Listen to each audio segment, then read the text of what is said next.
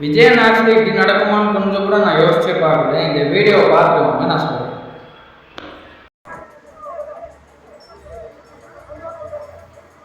போலீசார் குற்றவாளிகள் மீது கடுமையான நடவடிக்கை எடுக்கப்படும் என உறுதியளித்தாலும் அவர்கள் குற்றவாளிகளை தங்களிடமே ஒப்படைக்குமாறு கூறி பார்த்தீங்களா, ஆல்ரெடியே ஒரு 10 வயசு பொண்ணு இந்த மாதிரி தான் கற்பழித்து கொலை செஞ்சுருக்காங்க. அதுக்கே ஒரு தூக்கு தண்டனை கூட கொடுக்கவே இல்லை.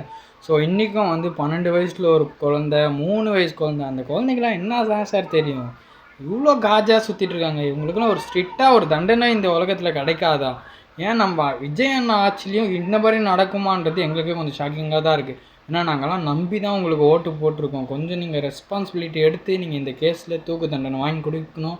ஏன்னா ஸ்ட்ரிக்டாக இருந்தால் தான் தண்டனைகள்லாம் ஸ்ட்ரிக்டாக இருந்தால் தான் இன்னொருத்தன் அதை செய்கிறதுக்கு கொஞ்சம் பயப்படுவான். நிறைய பொம்பளை குழந்தைங்க தான் இருக்காங்க. எனக்கும் பொண்ணு தான் பிறந்திருக்கு. ஸோ எங்களுக்கு இனிமேல் பயமாக இருக்குது, எப்படி எங்கள் பொண்ணுங்களை நாங்கள் வெளியே அனுப்புறதுன்ட்டு. ஸோ உங்கள் ஆட்சியில் இனிமேட்டு இதை நடக்கக்கூடாது, நடக்கவும் நீங்கள் விட மாட்டீங்க நம்பி தான் இந்த வீடியோ நான் உங்களுக்கு ஷேர் பண்ணுறேன். ஸோ மறக்காமல் இந்த வீடியோ எல்லாேருக்கும் ஷேர் பண்ணுங்கள். எத்தனை பேருக்கு தெரியும்னு தெரியல. மறக்காமல் நம்ம சேனலை சப்ஸ்கிரைப் பண்ணுங்கள்.